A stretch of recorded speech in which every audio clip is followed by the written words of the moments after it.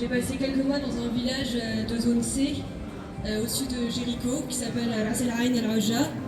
Et c'est un village bédouin qui est peuplé de 650 personnes à peu près, et qui est entravé par le harcèlement, la violence des colons au quotidien.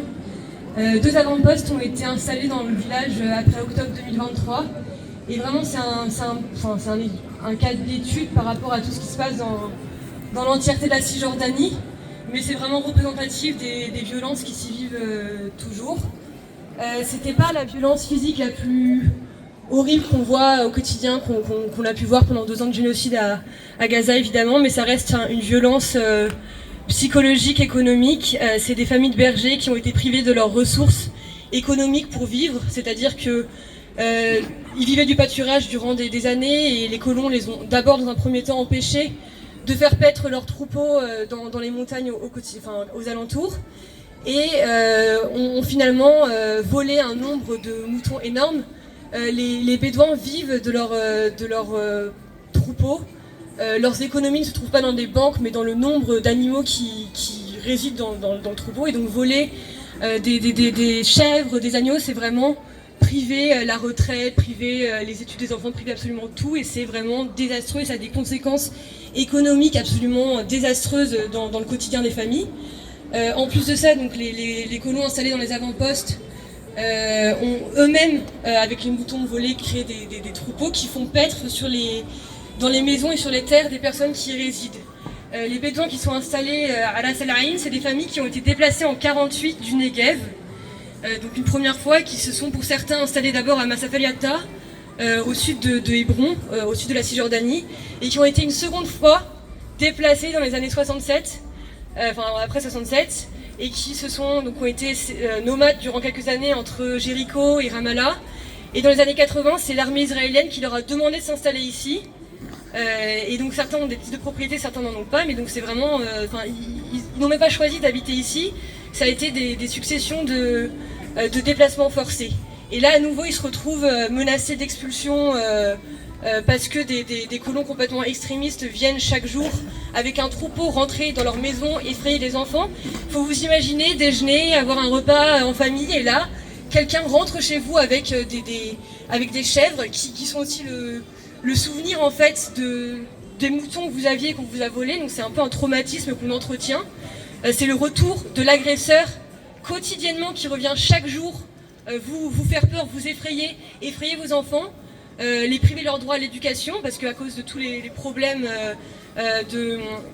d'entravement de la circulation, des nombreux checkpoints, barrières qui sont posées, ça devient de plus en plus compliqué même pour les professeurs de se rendre pour enseigner. Le budget de l'autorité palestinienne est complètement explosé, donc il n'y a pas de quoi payer des professeurs au quotidien. Donc les jours d'école sont seulement 3 ou 4 jours par semaine au lieu de 5. Et voilà, et donc des colons qui viennent tous les jours faire peur aux familles. C'est aussi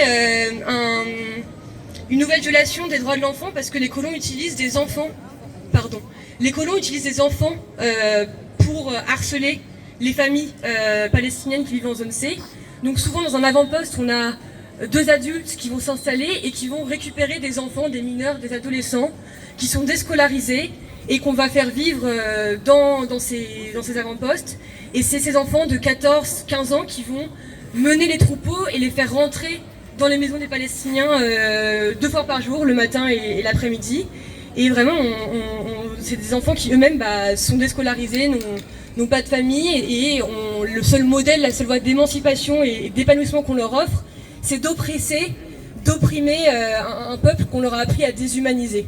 J'ai également, dans les différentes personnes qui participent à faire de la présence protectrice, même si c'est pas tellement protecteur, parce que la violence des colons est telle que c'est plus de la solidarité, de la documentation pour qu'un jour on espère la justice.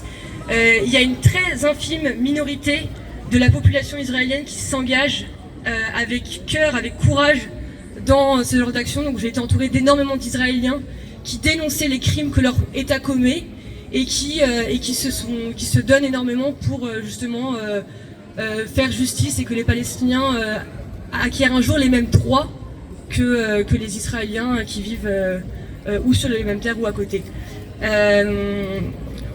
Merci, voilà. Bravo. Alors, je tiens à préciser aux personnes qui nous écoutent que cette personne est venue spontanément.